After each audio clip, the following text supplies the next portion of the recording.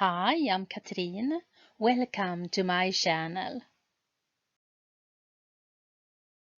My passion is storytelling, and that is what you find on my channel. I do the overall story of Margit Sandemo's book series, The Legend of the Ice People. It's a fantastic family saga which extends over several centuries. That is what I'm going to look into in my video today. Every book in this story stands on its own. You can come into the story anytime. So far we have followed Sol's journey from the Lindalley to Copenhagen in Denmark. Many things happened during her stay there. She found a missing child. She went on a secret meeting which turned out to be a disappointment. But she took the chance to practice some witchcraft on them. She starts working as a governess, and then just before she had to leave Copenhagen, she was accused of being a witch. So now she is on the run. Her landlord's Count and Countess Strathelheim is about to help her escape. Back home in Norway, Liv have married Lawrence Berenius. Liv realized almost immediately that this marriage will not be a happy one. Every day gets worse and worse. I will now continue the story when Sol and Dag is on their way to leave the ball. You will be traveling to Skåne with the king's men and then board a boat to Norway. While her landlord Count Strattelheim talked about the escape plan, she can only think of one thing: Skåne. That she now have the chance to travel to the place that she have longed for so long. Dag was upset, of course. My sister cannot go all the way to Norway all by herself. The Count smiled at Dag. I think your sister is more than capable to take care of herself. The men she travels with take her all the way to the boat, and I do not see that we have any other options. No, we don't, said Sol. Dag, I will be fine. I'm so grateful, Count Strattelheim, for everything you have done for me. Now, hurry, hurry, both of you.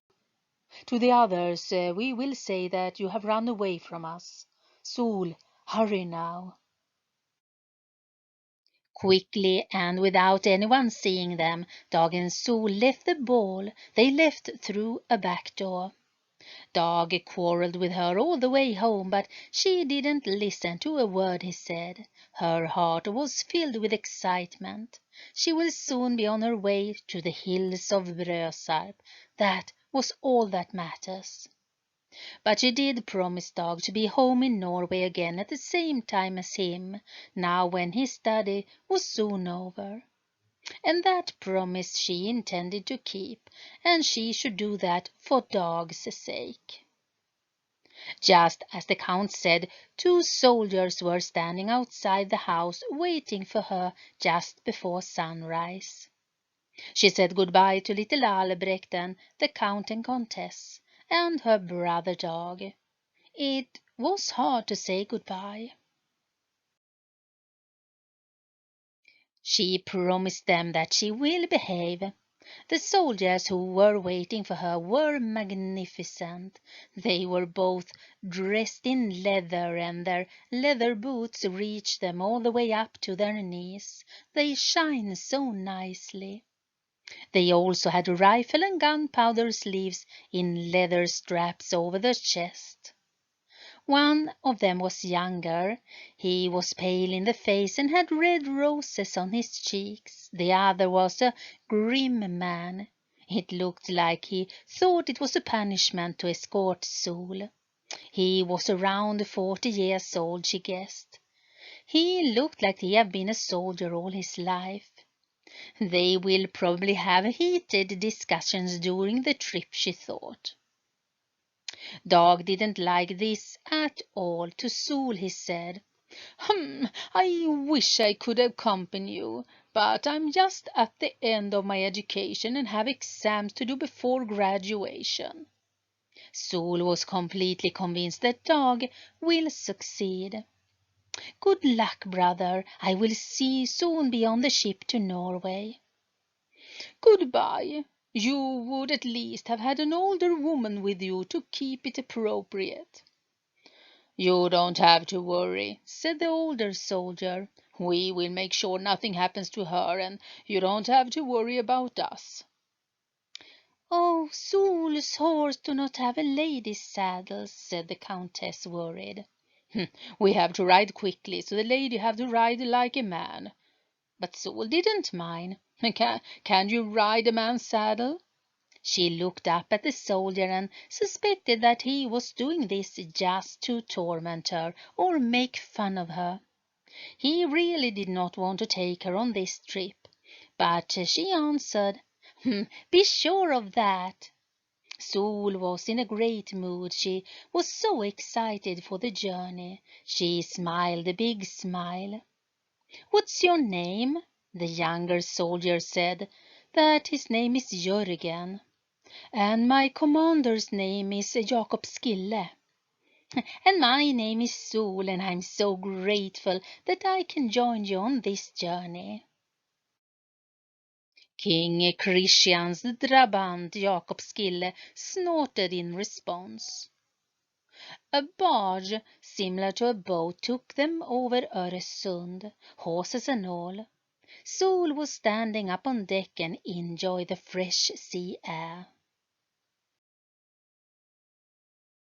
She felt happiness when she began to see land again. Soon she will be able to meet people like herself. But it's best not to have too high hopes. She has been disappointed before, like the time when she went to the secret meeting with the Preben. But according to Hanna, the witches meet every Thursday at full moon. The old witch had wished to go there all her life, but that was a long time ago now. Who knows if they still gathers? What if she is the only one left? Suddenly she felt so alone. Thursday at full moon. She was a bit early. It was a few days left before the moon will be full again. Well, it doesn't matter. She was not there yet. She looked at Jakob Skille. He took care of the horses. He had to keep them calm. The younger one, Jörgen, stood in the front. She went up to him. What are you going to do at the house of Glimminge? We are a carrier. We bring letters from our Majesty the King to the castle owners, Rosenkrantz. There are troubling times in Sweden, so Skåne is a high-risk place in Denmark. High risk in what way? Sol wonders. Have you not heard about Linköping's bloodbath? I have heard about Stockholm's bloodbath, but Linköping, no. It happened now this March. The great Gustav Banner and his brother Sten, together with the noble Lord Sparre and Bjelke, they lost their heads during Duke Karl's eradication of the loyals to Sigismunds. Many Swedish nobles fled for their lives to Poland, but also to Skåne. King Christian of Denmark is worried about the conflict. What we know is that Duke Karl is about to name himself King of Sweden. He is ruthless as his father, Kung Gustav Vasa. But it was a long time ago Gustav Vasa ruled, said Sol. It must be more than 40 years ago. Yes, but you have to remember that his elder son, Erik XIV, ruled first, and then after he was killed by his brother Johan III, he ruled, and after him comes his son, the Polish Sigismund, and then Erik and Johan's brother, Duke Karl. Is Skåne faithful to the Danish king, or do we have to be afraid to get a knife in our back? I don't think that we have to worry. We have great support in the group of Göingarna who works here in Skåne. Jörgen came from a noble family. He is well educated. Sol herself have never found any interest in the history of the Swedish kings. But she got curious when he mentioned Göingarna. She asked him, "Who are they?" Göingarna lives in the northern part of Skåne. It is a warring people. They do not stay in the same place for too long. They move around the area. They go by another name too, the Snapane. And they are Danish friendly? Yes, they are. It is good to know. Do you know where Brösarp is located? Brösarp? No, I don't know, said Jörgen. Neither Jörgen nor Sol have heard Jakob Skille come up behind them. Brösarp is located on the east coast. Sol turned and looked up at the grim man. He was tall. Is it far from the house of Glimminge? No, it's nearby. Why do you ask? I'm going there, said Sol. What? No, thank you. You will board the first boat to Norway as soon as we set our foot in Skåne. But didn't my brother tell you that I was going there? Sol bluffed, of course. Not a word. What are you going to do there? But we have friends there. She can tell by his facial expression what he thought about that young woman traveling on her own. I cannot agree to that. But I can take care of myself. But I have given my word, so please obey me. Sol lowered her eyelids. Her eyes gold and green glowed. Skille felt suddenly astonishingly calm. It did not matter. His decision suddenly felt unnecessarily strict. Well, we will return to Denmark on Sunday.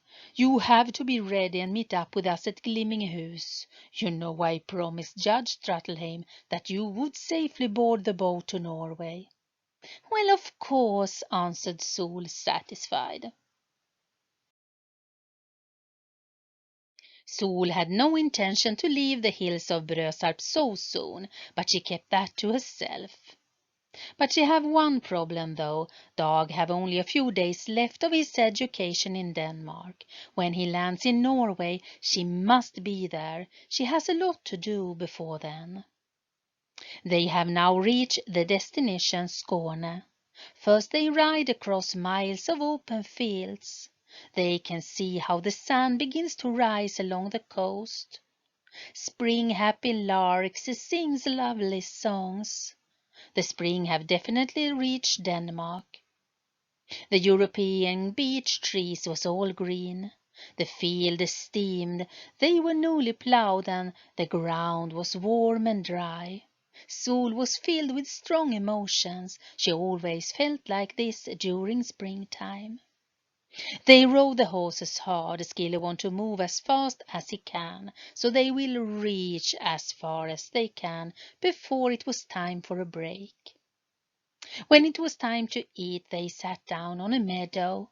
Sol picked up the food the Countess Strattelheim sent with her. She saw that the soldier's little bag of food, it was meager. Please come and eat with me. Take what you want. They hesitated and picked something small up. No, come on, eat more. She knew that the way to the man's heart is through his stomach. She also poured them each a glass of wine. While they were eating, she found out that the young Jörgen was infatuated by a young girl from home. Her name is Ottilie. Oh, tell me more about her. Are you going to marry her? He doesn't dare to ask her, said Skille. What does she look like? Is she beautiful? Oh, yes, she is, said Jörgen. But I don't know how to be around her. I've never courted a woman before. Can you help me, Lady Sol? What shall I say to her? What kind of lady is she? Sol wondered. And then she gave him some advice how to speak with her and how to act. They did not take a long break. They were soon on the road again. When they arrived to the area around the hillside of Romeleåsen, Skille stopped. He told the zoo that they will stay put here, and he will go around and look for a place so they can stay there during the night. But they did not have to wait long. Skille was soon back. He said, "There is no houses around here." He asked them if they should keep going or if they should stay here for the night. "We stay here. I think the horses need the rest," says Jörgen. While Sol prepared for the night, she looked at Skille. He seems different. She realized that she had changed her mind about him. He is strong and have authority. He is a leader. She had also noticed that he was not interested in her at all. He was not a handsome man, but the glow he had in his eyes attracted her. He has two strong hands, and his skin is dark from the sun. "Go to bed," said Skille. He wrapped the blanket over himself and fall asleep. Tengel and Silje's children were all in different places now. Back home at the Lindalley, Are discusses possibility forestry with his father and Lady Charlotte. And in Copenhagen, Dag worked hard with his final assignments before graduation. And Sol, she is here traveling around Skåne, hunted from the capital of Denmark, all because of her witchcraft. These three siblings can be said to be as happy as they can be. It is worse for poor Liv, the one who perhaps most deserves happiness and success, she who has the biggest heart and is the friendliest there is, she who loves people more than anyone else. In the wealthy but not so happy home in Oslo, Liv found herself in an uneven fight. During daytime her husband was at work, and because of that her mother-in-law had every opportunity to torment her. In the evening she spent all her time caring for and satisfying her husband's needs. At one point she tried to address a problem with him about his mother, which resulted in him getting angry in her instead. He called her ungrateful. His mother was old and helpless. She must understand that. Her mother-in-law spent her time on the couch, and from there she quarreled with Liv all day. Liv runs back and forward with bowls of sweet or a mirror or a cup of beer, yet she whines all the time. "Nobody cares about my ailments." She put her hand over her chest, over her heart. She put her hand on the right side, unaware that the heart was on the left side, but Liv did not mention her little mistake. "My son is always at work, and my daughter-in-law is too lazy and stupid to understand my needs." "What do you need, dear mother?" Liv wonders, a bit shy. How can you who only think about yourself, how can you help me? I am lying here alone and forgotten. When you went down for your breakfast, I felt like I was about to have a heart attack. My poor heart, I can't take it any more. And to see my son so miserably married. I lie here in my loneliness, unhappy and scared." "But I didn't. I called for you, but you were not there. No one was there to help me." Liv felt deep remorse that she had left her alone.